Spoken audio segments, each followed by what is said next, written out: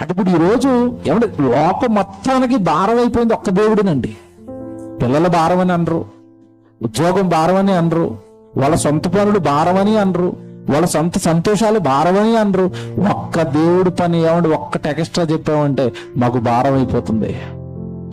ఏమంటే మీటింగ్ తర్వాత మీటింగ్ 2-3 మీటింగ్లు వరుసగా పెట్టామనుకోండి, అస్తమాను మీటింగ్లు అంటున్నారండి, మాకు రావడానికి భారం అయిపోతుంది, అక్కడ డబ్బులు ఇవ్వడానికి. ఏమిటి దేవుడు ఎందుకు భారం అయిపోతున్నాడు? అన్నినేమో ఆనందంగా ఉంటున్నాయి, దేవుడు భారం అవుతున్నాడా?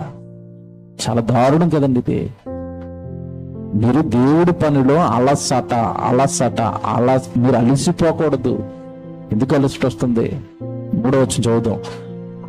మీరు అలసట పడకయు మీ ప్రాణములను వెసకకయు ఉండునట్లు పాపాత్ములు తమకు వ్యతిరేకంగా చేసిన తిరస్కారం అంతయు ఓర్చుకుని ఆయనను ఒక్కసారి యేసుప్రభువుని తలంచుకోనండి.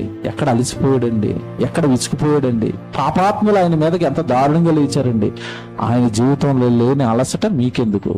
ఆయన జీవితంలో లేని ఆ భారం అనే పదం మీ జీవితంలో మీకు దేవుడి పక్షాన్ని ఎందుకు వస్తుంది?